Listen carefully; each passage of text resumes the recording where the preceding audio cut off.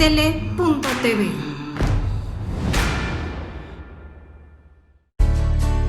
Ya basta de decir no puedo, es tiempo de emprender el vuelo y dejar atrás el suelo, es hora de alcanzar el cielo, mujer, volar, tú lo podrás lograr, no te traiciones, sigue tus convicciones. Hola, ¿qué tal? Aquí bienvenidos a este nuevo programa de Retos Femeninos, donde buscamos temas que de alguna forma puedan hacer un poquito más fácil nuestra vida. El día de hoy les va a encantar el tema porque es yo creo que el tema más importante para todas las mujeres, ya que la pandemia del COVID nos ha obligado a actuar con prudencia a maestros, a mamás, a padres de familia, que estamos debatiéndonos la necesidad de mandar a nuestros hijos o no mandarlos a las escuelas y las medidas de seguridad para protegerlos de un contagio que puede ser mortal. En unos días va a iniciar este ciclo escolar 2020-2021 y son condiciones totalmente inéditas.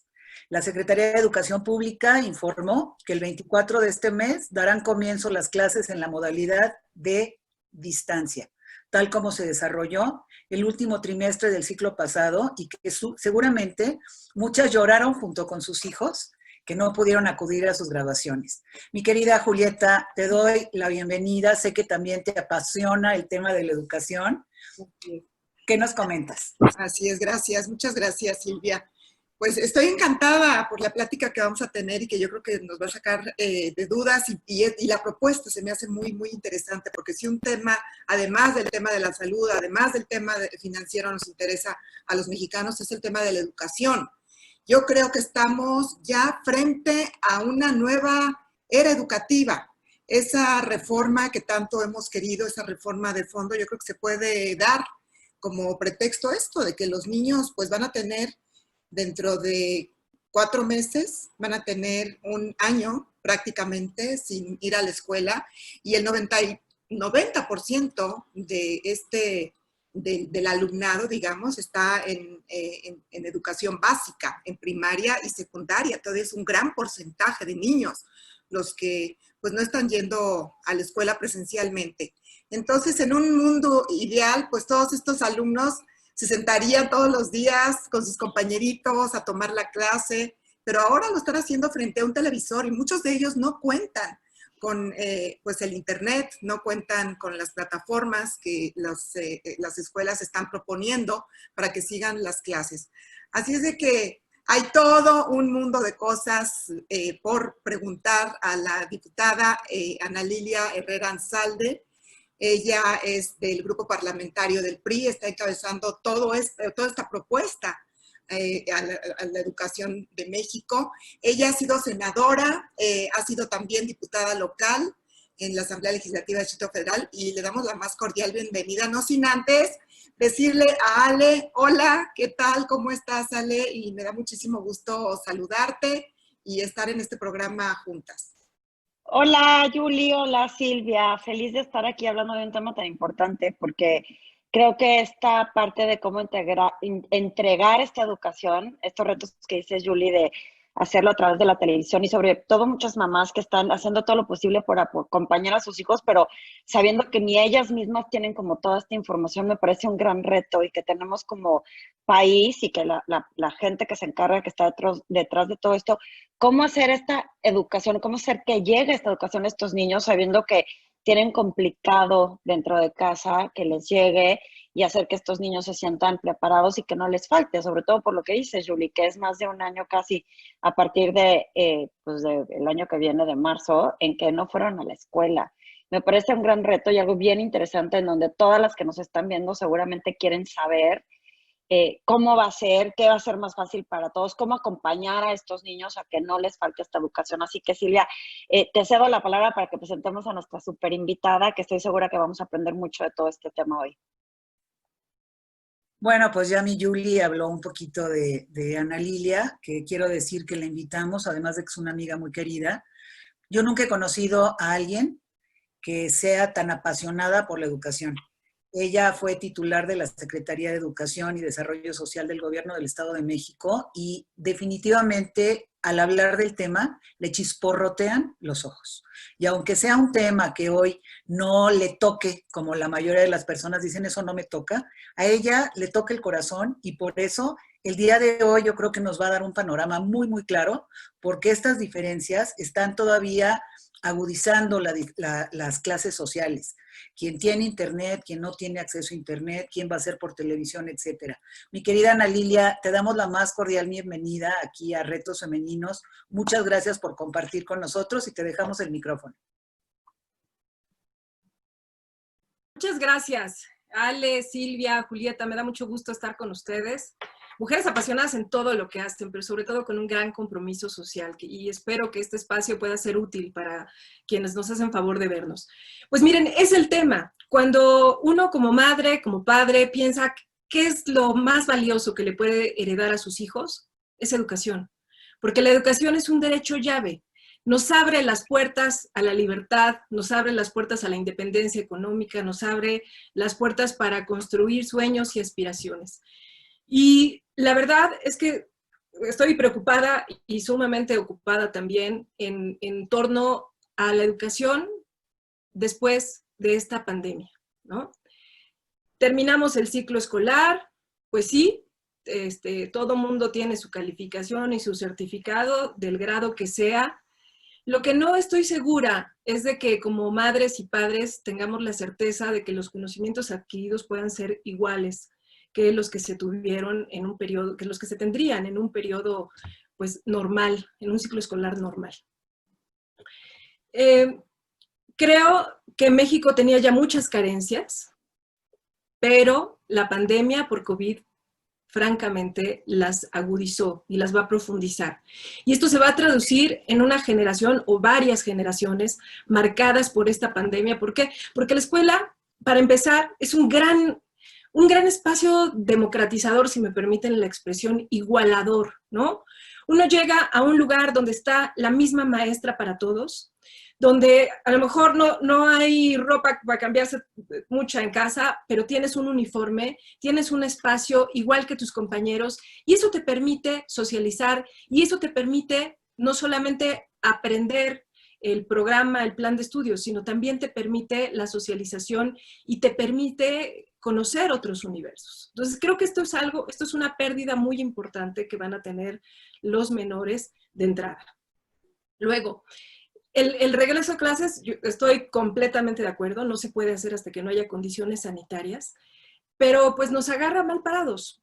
¿Por qué? Porque muchas escuelas no tienen las condiciones de agua potable, no tienen las condiciones de infraestructura suficiente, espacios suficientes para guardar sana distancia, y porque simplemente el tema de quién limpia las escuelas, que ya se nos dijo ahora que van a ser los padres y madres de familia, bueno, pues yo quisiera saber realmente cuántos pueden, y quisiera, seguramente podrán y seguramente habrá esta organización, pero implica también un gasto adicional de insumos que no están surgiendo por parte del Estado mexicano, ¿no? Esta educación gratuita que está tutelada en la Constitución, pública, gratuita, laica, pues siempre, hay que decirlo, reconocerlo, se ayuda y se apoya de enorme manera con las cuotas. Y ahora estas cuotas, en tiempos de pandemia, donde ya tenemos 12 millones de personas en México o más que han perdido su fuente de ingresos, pues van a ser un problema adicional. Bueno, pero ya tenemos televisión y ese es un gran tema. Mira, yo creo que era la solución más a la mano. Yo diría, había que pensar en soluciones, había que hacerlo rápido y la televisión sin duda es un gran medio. Sin embargo, hay muchísimos menores en el país que no tienen acceso a la educación. Creo que así como se hicieron convenios con televisoras, deberían hacerse convenios con proveedores de internet. ¿Por qué? Porque no solamente estamos hablando de niñas y niños que no tienen, a ver, internet cuesta, ¿no? El otro día estaba yo en una tienda y le decía a la mamá al niño, a ver, esta es la última tarjeta que te compro de internet, para entrar a clases, ¿no? Para cargar el teléfono. Tenemos menos dispositivos o más personas que dispositivos en los hogares mexicanos. Entonces, todo esto va generando un entorno que yo estoy convencida el Estado mexicano tiene que subsanar. Llama la atención que en medio de esta pandemia, uno de los 2 rubros que han sufrido más recortes, uno de los 4, sea educación y otro salud. Me parece que esta tiene que ser una inversión, es la mayor inversión que hacemos como familia para sacar adelante a nuestros hijos, para salir adelante como familia. Y tendría que ser la mayor inversión que realice el Estado mexicano. Entonces, creo que deberían hacerse convenios también con proveedores de Internet. ¿Por qué? Porque muchos maestros tampoco tienen estas condiciones que son indispensables para capacitarse.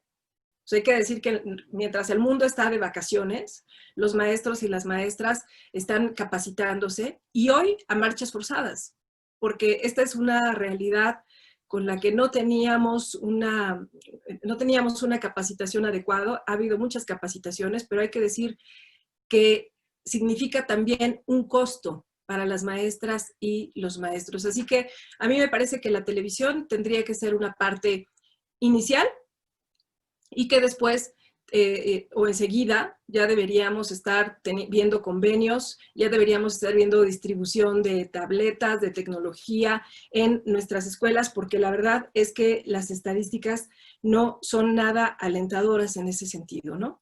El equipamiento que se tiene en las escuelas es muy poco. Si pensamos en regresar a una normalidad donde vayan los niños un día sí, un día no, esto tendrá implicaciones también muy graves para las mujeres, ¿no?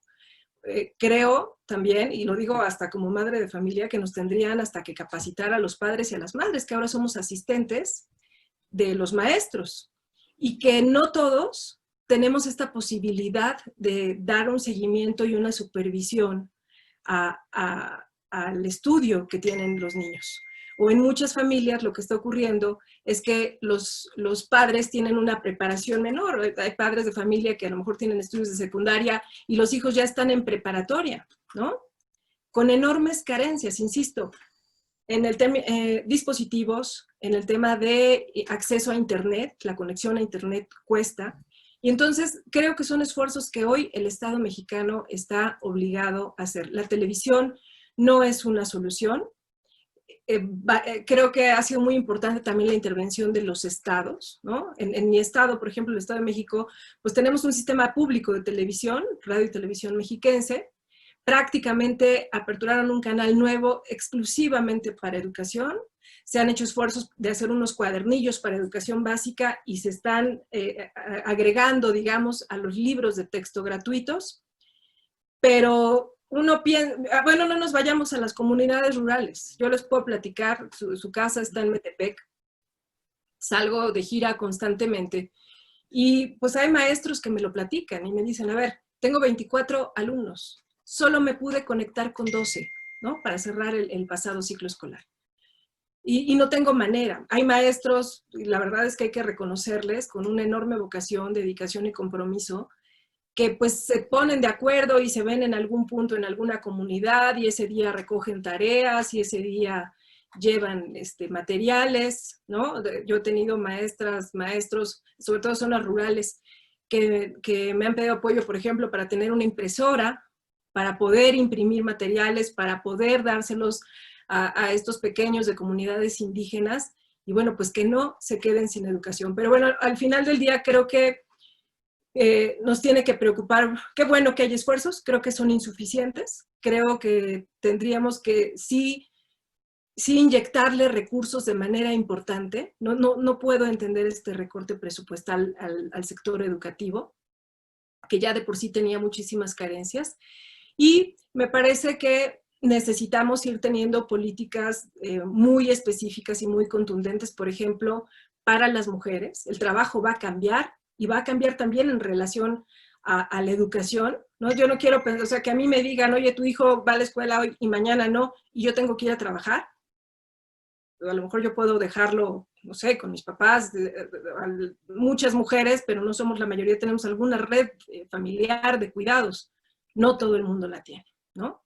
Entonces creo que tenemos ahí un reto, habrá que flexibilizar horarios, por ejemplo, en lo laboral, habrá que adecuarlos también a este tema de las escuelas. Creo que los empleadores también tendrán que ver la posibilidad de que si se puede trabajar en casa, bueno, pues se puedan tener las condiciones necesarias. La violencia que se vive en muchos hogares es otro tema a considerar. Y creo que lo que va siendo más grave es, de entrada, la deserción y enseguida el déficit que podamos tener en el aprovechamiento, en el aprendizaje de los estudiantes. Creo que ese es un tema, primero llegar, acceder a la educación y enseguida ya tenemos encima esta gran preocupación de decir, bueno, ¿cuáles son los conocimientos pertinentes para este nuevo mundo? ¿No? Decía Benedetti que justo cuando habíamos encontrado las respuestas nos cambiaron las preguntas. Bueno, pues así estamos. Y creo que sí se hace necesario, indispensable, que empiecen a haber políticas públicas. Pienso, por ejemplo, en la reforma constitucional pasada, dejamos muy claro la educación inclusiva, la educación inicial. ¿Dónde está la educación inicial si desaparecieron las estancias infantiles? Las abuelas no pueden brindar educación inicial porque a lo mejor ya no tienen las condiciones físicas ni los conocimientos porque no va a haber la socialización necesaria. ¿Dónde está la educación inclusiva? Yo creo que la gran mayoría de las personas que viven con alguna discapacidad, pues difícilmente van a poder acceder a tener un equipo de cómputo, van a poder acceder a tener internet, y requieren en muchos de los casos un acompañamiento especial. Entonces creo que hoy el Estado mexicano está muy bien que haya tenido una pronta respuesta masiva, que es la televisión, pero necesitamos garantizar el acompañamiento y eso implica dar las condiciones a los maestros y a las maestras para que tengan internet, para que tengan también herramientas técnicas, hay que decirlo también, no todos los maestros tienen una computadora, y pienso en educación básica y pienso en escuelas rurales. Y creo que ese es el mundo al que tenemos que entrar, porque si no, pues nos vamos a quedar en México viendo la televisión, mientras el mundo está caminando a otro ritmo muy distinto al de nosotros. Así que bueno, yo diría, y aquí dejaré mi participación porque me gustaría escuchar si tienen algunas inquietudes, mi primera intervención. Creo que el reto es grande. Estamos en este momento trabajando en la Cámara de Diputados en la Ley General de Educación Superior. Es todo un tema. La deserción que vamos a ver va a ser muy importante y yo lo digo con mucha claridad. Tenemos ahora un número mayor de jóvenes desempleados. Yo, por ejemplo, trabajo desde los 17 años y trabajaba para poder estudiar. Y quiero decirlo, veo que muchos jóvenes ya sin un empleo difícilmente van a poder reinscribirse, porque a veces esa reinscripción, aunque sea una escuela pública, pues acaba siendo un recurso que simplemente no se tiene. He platicado también con muchos maestros, maestras universitarios, y bueno, los problemas de conectividad que tienen los jóvenes sí es un tema muy severo. Entonces necesitamos buscar alternativas y de lo que hemos visto en lo que va de este sexenio, lo que me parece muy grave es que, por ejemplo, a educación superior, el único presupuesto que se aumentó para este año que está corriendo fue el de las universidades Benito Juárez. Y las universidades Benito Juárez no tienen infraestructura, no tienen talleres, no tienen laboratorios. Si tuviéramos que pedirles un REBOE como se les pide a las instituciones privadas, pues andarían por ahí con una calificación del 40%, es decir, no podrían ni abrir. Yo no creo que podamos sustentar a esta generación de jóvenes que además están en medio de la pandemia con escuelas patito. Entonces, sí creo que ahí tenemos un enorme reto y que no podemos escatimar, porque sí sería un austericidio para México que dejáramos de invertir en educación y que se viera a la juventud mexicana como un botín político, como parece que se está viendo. No necesitamos espacios de adoctrinamiento, no necesitamos papelitos, no necesitamos que nos digan, ya no va a haber rechazados. Aquí caben todos, pues sí, pero si vamos a caber en una institución que no tiene planes de estudio evaluados, que no tiene programas certificados, que no sabemos si los maestros cuentan con los grados de estudio suficientes, que se llaman universidades porque así les puso el gobierno, pero que no acreditan las condiciones para hacerlo, pues creo que estaríamos teniendo un grave retroceso. Yo preferiría que se inyectaran recursos, y esa es la batalla que vamos a dar en el presupuesto para el siguiente año, que se inyectaran recursos a las universidades públicas que ya están consolidadas, y ese va a ser otro tema. Bueno, para ya cierro con esto. Van a necesitar absorber más jóvenes las instituciones de educación pública, de todos los niveles. ¿Por qué? Porque mucha gente que podía pagar una escuela privada del nivel que fuera, ya no va a poder hacerlo, y bueno, pues los hijos no se pueden quedar sin escuela simplemente, ¿no? Entonces necesitamos también garantizar que con calidad el sector público pueda absorber a estos jóvenes que llegarán de escuelas privadas. Y aquí dejaría esta primera intervención para escucharlas y resolver inquietudes que se puedan tener. Sí, muchísimas gracias, Ana Lilia Herrera. Yo comparto contigo muchas de tus preocupaciones y otras muchas más. Pero en que el sector salud debe ser apoyado con presupuesto, con tecnología, con los mejores esfuerzos, estoy totalmente de acuerdo. Hace 25 años, México y Corea estaban en los últimos lugares de la OCDE en temas de educación. Hoy, Corea del Sur está disputándose el primer lugar con Finlandia. ¿Qué hicieron los coreanos? Toda su apuesta fue a la educación durante tanto tiempo. En primer lugar, hicieron escuelas de tiempo completo. Los niños iban desde 7 a 9 horas diarias. Sabían que sus padres no podían atenderlos en las tardes, entonces dijeron, ustedes no se preocupen, nosotros les vamos a poner la escuela de tiempo completo mientras que los padres están produciendo. Eso fue el motor del progreso y del desarrollo. Comparemos a Corea del Sur con Corea del Norte. Corea del Norte se quedó gastando en armamentos, gastando en un montón de cosas. Corea del Sur le apostó a la educación. Estamos viendo los grandes números y la economía boyante que tiene ahora. Entonces, no solamente por eso, sino porque ¿qué vamos a hacer con más de 25 millones de niños de educación básica, que la mayoría de ellos no tienen los elementos suficientes e indispensables para estar tomando las clases de una manera eficiente, concentrados, tranquilos, sin broncas entre sus padres, como tú dices, Ana Lilia, disputándose la televisión, etc. Claro, fue una solución rápida, que yo creo que va a ser también muy deficiente. Eso de solución yo lo pondría entre comillas, porque el presidente López Obrador ha anunciado que de aquí al 24 de agosto, para lo cual ya quedan muy pocos días, estarían producidos 4.500 programas. Los que hemos hecho televisión durante tantas décadas, sabemos que un programa de televisión con contenidos, tratando de llamar la atención, con buenos materiales didácticos, porque además los jóvenes, para bien o para mal, están acostumbrados a las plataformas digitales en donde todo es color, estímulos, retos, diversión. Lo veo francamente muy difícil que hagan programas de calidad. Pero bueno, es una primera respuesta. Vamos a ver qué tal les sale. Estoy de acuerdo que también hay que desarrollar esas plataformas paralelamente para los que sí tienen acceso a Internet.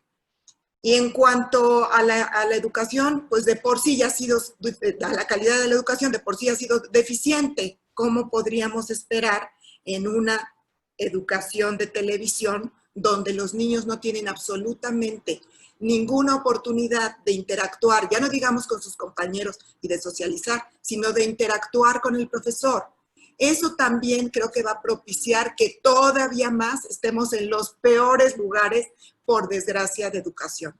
Entonces, yo lo que quiero decir es, tengo una gran preocupación. Me gustaría, Ana Lilia, escuchar tus propuestas. Ya hablaste de algunas políticas públicas, ya nos dejaste ahí entrever algunas cosas que van a proponer. Sí quisiera, antes de que de que nos enteráramos de lo que opina Silvia Sánchez Alcántara y Ale Marroquín. Sí me gustaría saber en qué consiste específicamente la propuesta que tú, como cabeza del grupo parlamentario que está en estas cuestiones de educación, están dispuestos a aportar. Ana. Ahí estoy, conectando. Sí, mira, hay varias propuestas que hemos hecho como grupo parlamentario. Para empezar, que se pueda apoyar con un recurso para la energía eléctrica. Perdón, es que se me estaba acabando la pila.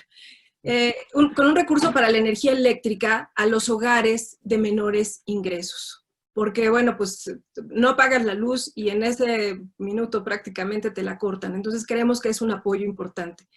Que se dote de materiales, de tabletas, de computadoras a los alumnos, a los maestros. Tendrá que ser un proceso, pero habrá que hacerlo. Creo que esta pandemia tendría que ser la oportunidad para explorar la educación a distancia. ¿Se acuerdan el año pasado la discusión previa al presupuesto? El gobierno federal quería desaparecer la prepa en línea, ¿no? Que es una gran opción para que mucha gente que trabaja, que por alguna razón dejó sus estudios de forma presencial, bueno, pues pudiera seguir. Bueno, pues hoy creo que tendremos que apostar por mucho a la educación a distancia y nos parece en ese sentido que habría que proveer de educación digital a docentes, estudiantes, para que se cuenten con los elementos necesarios, pero también apoyos más tangibles como la energía, el subsidio a la energía eléctrica, como materiales para los maestros, tabletas, insisto, computadoras, porque tenemos un déficit muy grande en ese sentido y sí me parece que vamos a tener una brecha muy grande. Les quiero compartir algunos datos, por ejemplo, de nuestras escuelas. O sea, estamos pensando ahorita cómo superar esta pandemia, pero creo que hay que ir avanzando. Para el ciclo escolar 2018-2019, solo 54% de las escuelas de educación primaria y secundaria, tanto públicas como privadas, tenían computadoras, mientras solamente el 37% de estos centros tenían conexión a Internet. En el caso de las escuelas públicas y privadas de educación media superior, el 68% tenía, casi 69%, y solo la mitad contaba con Internet. Es decir, ya estábamos en condiciones bastante desiguales. Como país, la verdad es que, si no me falla la memoria, estábamos en el lugar 87 en el tema de acceso a la tecnología en materia educativa. Y la brecha digital que tenemos en los hogares mexicanos también es muy preocupante. Solo 45% de los mexicanos, de acuerdo con datos del INEGI, tienen una computadora y solo el 53% tiene acceso a Internet en casa. Pero si nos vamos a ver zonas urbanas, estamos hablando de alrededor del 70% de acceso a Internet y 40% en zonas rurales. Es decir, quienes se queden rezagados se van a quedar muy rezagados. ¿Qué va a pasar con este porcentaje? 10-20% de jóvenes que simplemente ya no van a regresar a las aulas virtuales, que simplemente es imposible volver a estudiar porque no hay manera de conectarse, porque ya no hay recursos en la familia y tienen que trabajar. Entonces creo que ahí tenemos un reto. Nuestras propuestas en este sentido han ido sobre todo a implementar medidas que impacten positivamente en el bolsillo de las familias para esta posibilidad de estudiar. Y que se hagan, lo decía yo al principio, perdón Julieta, que es muy importante, pues que como se hicieron convenios con las televisoras, que se hagan convenios con proveedores de Internet. Creo que será muy relevante. Lilia, a mí, yo tengo gente cercana que tiene hijas de 3 edades, ¿no? Entonces, yo lo que veo es, esta persona no tiene tanto acceso a haber estado preparada, como bien decías, habrá gente mayor que pues, no se acuerda ni qué estudió, no quiere decir que no sepa, pero pues te tienes que acordar otra vez de la materia. Y luego tienes 3 hijas de cierta edad. Yo me preguntaba hace poquito con mi marido, ¿cómo ¿Cómo es que a qué horario de tele es sexto de primaria, quinto de primaria, cuarto de primaria? O sea, hay un horario, es 1 hora al día por cada uno. ¿Cómo van a manejar eso? Y escucho lo que dices que se está haciendo y suena como que me autoricen la propuesta, que me autoricen este plan y pues la pandemia ya está. Este tema es hoy. ¿Qué va a pasar con todos estos niños o cómo podemos ayudar dentro de estas personas que nos están oyendo hoy en el programa? ¿Cómo podemos cooperar para que el otro día escuché a una persona decir, mi sobrina es maestra y se ha venido todo el verano a sentar con mis hijos a ayudarles pues, a actualizarse? O sea, ¿cómo generamos nosotros una comunidad civil, cívica, no del gobierno? Porque de aquí a que actualicen presupuestos, de que simplemente todo lo que dices es bien valioso, pero no es de hoy a mañana. ¿Cómo se proponen estos temas para que estos niños y estas familias pues, no se queden tan rezagados, que no sea un año perdido? No sé qué opines de lo que sugiero y lo que propongo, porque pues eso creo que es una gran preocupación. Sin duda, Ale.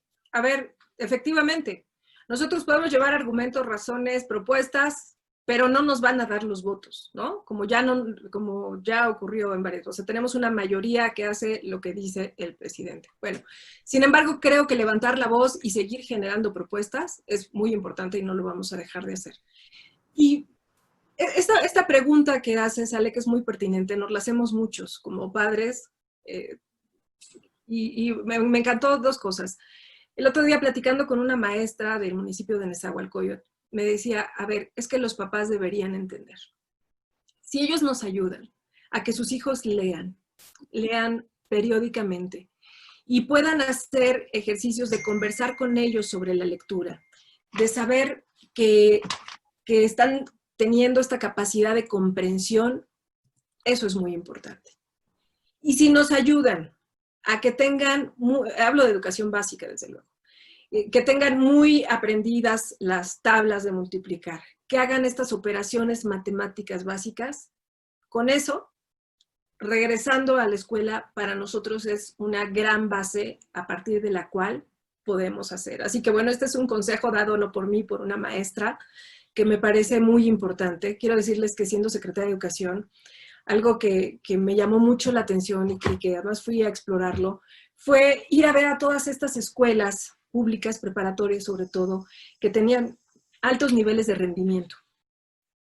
El común denominador era la comprensión de lectura. Fíjate qué importante, ¿no?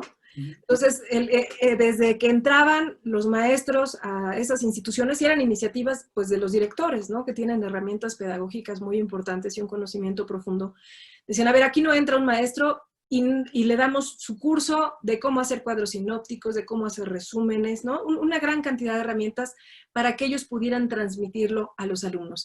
Y los primeros días de clase eran, sobre todo, para impulsar este tipo de herramientas que después pues permitían acreditar las materias que fueran, ¿no? Porque son como los cimientos, tener esta capacidad de lectoescritura y tener esta capacidad de comprensión matemática, pues son la base, yo diría, para la vida y para cualquier profesión, ¿no? Entonces, bueno, ese es un tip de una maestra.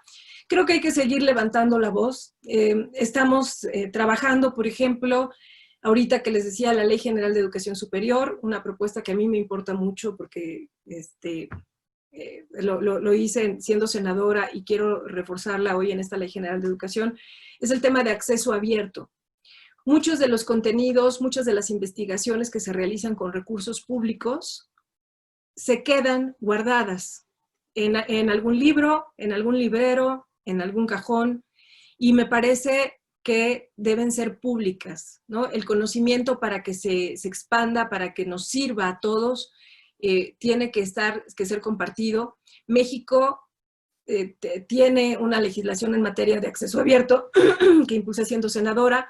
Queremos que quede muy bien asentada en la Ley General de Educación Superior, porque se requieren repositorios, se requieren recursos, es que todo cuesta, ¿no? Y hay cosas en las que no se puede argumentar austeridad, porque es una inversión para el país. Se requieren repositorios, se requieren capacitaciones para poder guardar esa información, pero para que la podamos consultar nosotras de forma gratuita, que eso es lo más importante, y la puedan consultar en China también. Entonces, este es un tema, por ejemplo, que estamos impulsando.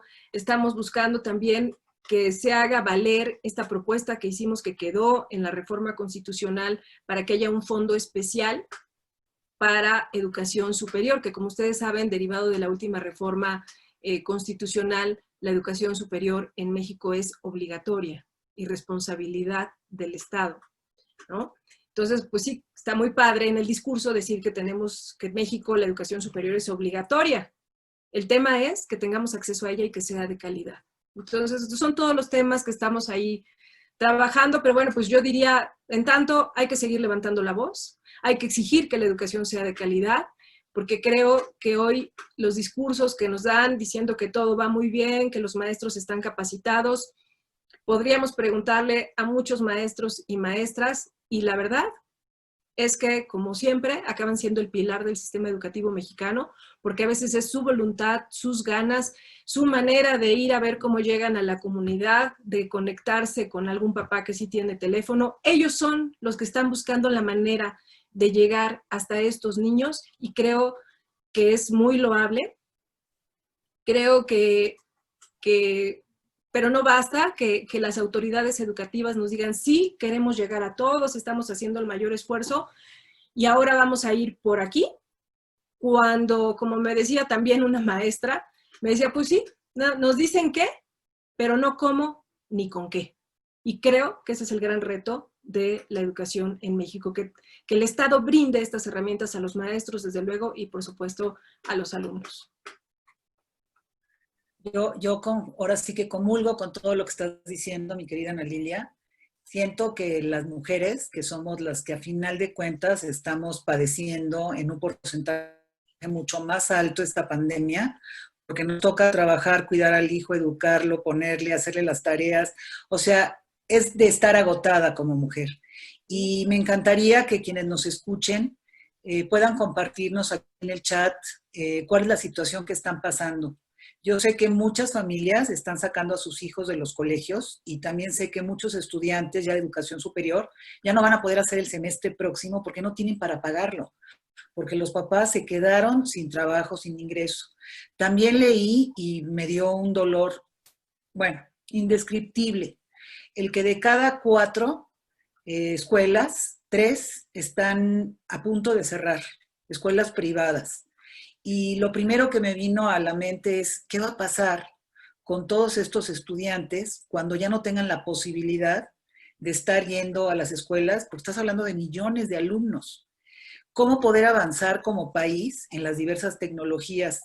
Se ha hablado los últimos 10, 15 años de todo el avance del programa y el proyecto de tener a toda la población conectada, poder llevar educación de buen nivel, a través de la tecnología, poder llevar salud a través de la tecnología. Y bueno, ese mundo ya llegó, ya no lo vamos a poder revertir. ¿Cómo lograr que en vez de que se invierta en cosas intrascendentes, como bien mencionó Julieta, el ejemplo de las 2 Coreas, que le apostemos a eso? Hoy la tecnología, las ciudades digitales son las ciudades resilientes, son las ciudades que pueden salir adelante, son las que han detectado pues mucho hasta dónde están los contagios, a diferencia de ciudades que no estaban preparadas digitalmente, que están perdidas, totalmente perdidas. Yo no sé cómo se pudieran casar el tema de la salud, el tema de la educación y la tecnología para que realmente en conjunto puedan traerle mucha más calidad de vida, no solamente a los estudiantes, sino a toda la familia. ¿Qué podemos hacer? Yo sí creo que la unión logra la diferencia y me queda clarísimo que solamente las mujeres vamos a lograr hacer cambios radicales porque somos las que estamos padeciendo todos los males que ha traído algo que nunca esperábamos, como es esta pandemia.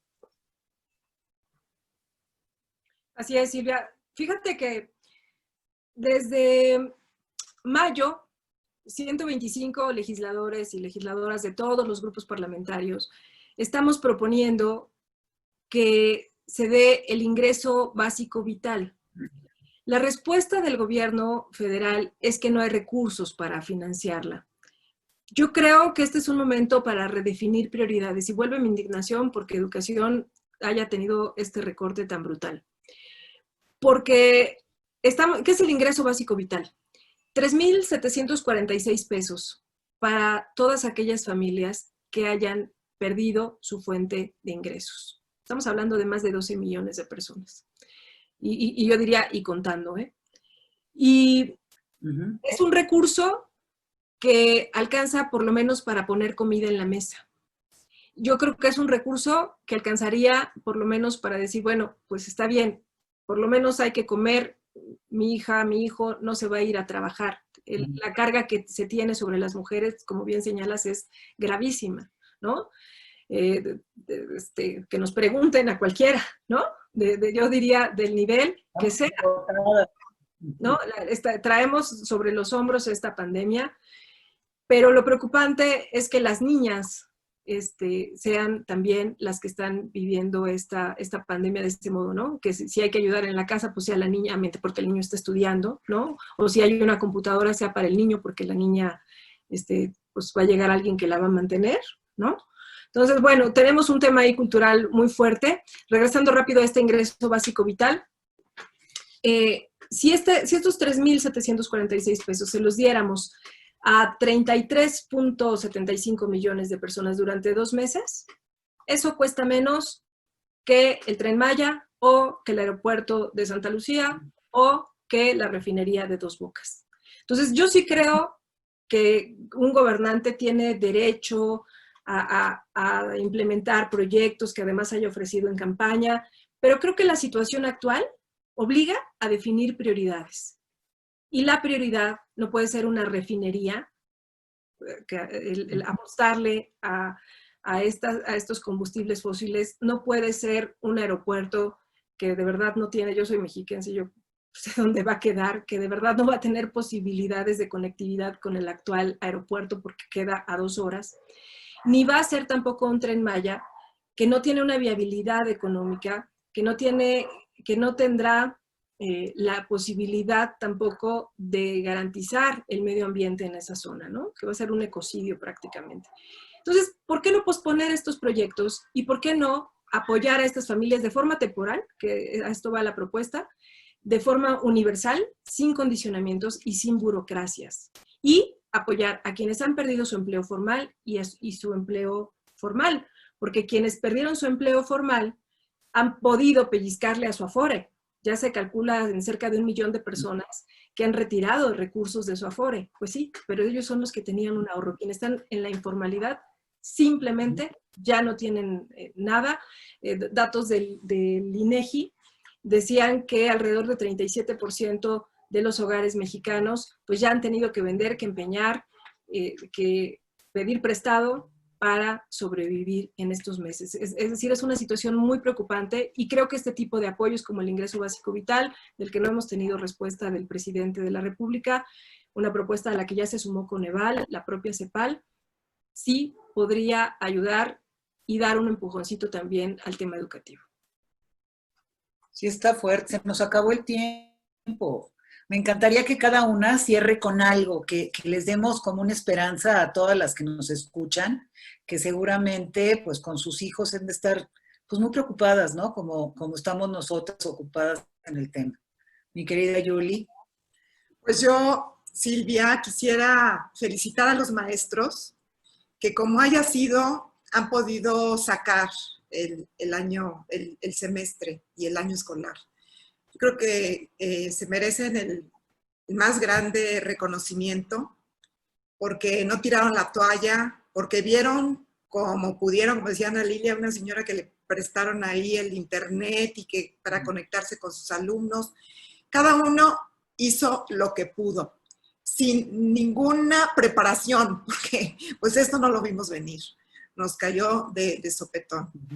Y otro reconocimiento a las mamás, que son las que conviven con los hijos, con las que se están enfrentando con esos problemas, no solamente de educación, digamos, de instrucción académica, sino también con problemas en la educación artesanal.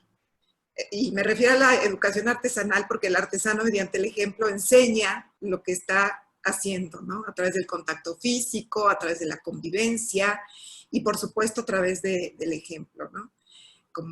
Es como la madre transmite las habilidades a sus hijos. madres que están muy, pero muy agobiadas con todo lo que está pasando, pero tampoco abortaron el proyecto de familia ni el proyecto de educación, a pesar de que se les incrementó muchísimo la chamba. Entonces, felicidades a las mamás. Están iniciando ya un nuevo ciclo escolar en muchas escuelas. En otras, bueno, pues podrá esperar un poco, pero aunado a todo lo que se ha estado diciendo en esta plática, ojalá, de verdad, que esta brecha digital y esta brecha de recursos no les quite a muchos mexicanos el derecho de movilidad, de que a través de la educación puedan tener la oportunidad de poder escalar a un mejor nivel de vida a través de la educación, como muchos, por ejemplo, mis padres, ¿no? Mis padres escalaron a través de la educación y de estudiar una carrera profesional y para mis padres fue muy, muy importante que nosotros, sus hijos, estuviéramos pues bien instruidos académicamente, pero bien educados también por ellos, por nuestros padres. Yo creo que al final de cuentas, pues sí, está muy trillada la palabra, pero es el mejor legado que les podemos dar a nuestros hijos. Y que esta unidad que se ha ido formando entre alumnos, padres y también las autoridades escolares y los maestros, siga así en este empeño de mucha cooperación, de reciprocidad, de solidaridad, porque juntos de verdad es como vamos a sacar a nuestros hijos en todos estos meses que no sabemos hasta cuándo se reabren las escuelas y en qué condiciones, y hay que poner lo mejor de nosotros mismos. Tenemos el gobierno que hemos elegido, que eligieron, digamos, una gran parte de los mexicanos. Bueno, nadie quisiera que le fuera mal a este esfuerzo que están haciendo. Hay que poner mucho de nuestra parte, sí. Hay que darles el beneficio de la duda, sí. Hay que hacer otras cosas, como la estaba haciendo, pues encabezando esta propuesta de esta Ley General de Educación y todas estas modificaciones a la ley que puedan reforzar y puedan de alguna manera armonizar a los mexicanos en este intento por la calidad de la educación, como lo está haciendo Ana Lilia, como lo están haciendo otros legisladores y empresarios y editoriales y directores de escuela, de universidades, etc. Yo creo que todos juntos, ahora sí que a favor de la educación, para sacar adelante a este país. Y yo le quiero agradecer a Ana Lilia por ese esfuerzo enorme que están haciendo y pues no cejar en el intento. Gracias. Yo no tengo más que repetir lo que dice Julie porque me parece que ya lo dijo todo y que gracias Ana Lilia por este gran esfuerzo que estás haciendo porque tengamos una mejor educación en nuestro país y no quiero ser redundante porque creo que Julie lo expresó súper bien. Gracias por estar aquí comunicando todo este proyecto y siendo una de esas pilares importantes y cimientos importantes para que podamos tener una mejor educación en nuestra comunidad. Mil gracias, Ana Lilia. Pues yo también me sumo a los agradecimientos y quiero pedirles a las mujeres que no tiren la toalla, que la actitud es la que nos va a sacar adelante y que para nuestros hijos es muy importante el vernos fuertes, el vernos comprometidas, aunque tengamos que esforzarnos a grado máximo. No hay nada permanente en la vida, ni lo bueno ni lo malo. Así que esperamos que prontamente pase esto y que regresemos a una normalidad mucho más enriquecida, diferente, donde todos nos comprometemos a tener una sociedad que pueda lograr vencer todas las barreras que tenemos para tener una calidad que nos merecemos como país. Mi querida Ana, una frase para cerrar el programa. Micrófono. La educación es una inversión, es la mejor inversión que podemos hacer como país, como familia, como sociedad, y pedirles igual a las mamás, a los papás, las condiciones pueden ser muy difíciles, hagamos hasta lo imposible porque nuestros hijos no abandonen la escuela y sigamos levantando la voz para que haya todos estos mecanismos y este esfuerzo también del Estado mexicano a favor de este derecho tan importante. Muchas gracias a todas. Nos despedimos. Hasta la próxima. Gracias. Gracias. Gracias. Vaya, Leva, Julie. Ya basta de decir no puedo, es tiempo de emprender el vuelo y dejar atrás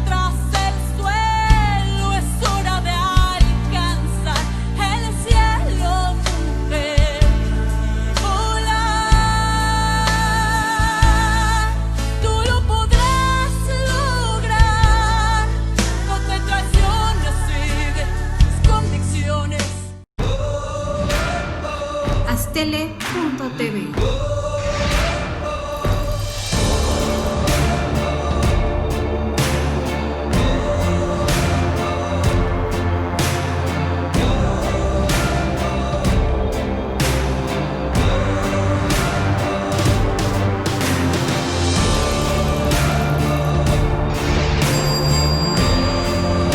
Aztele.tv.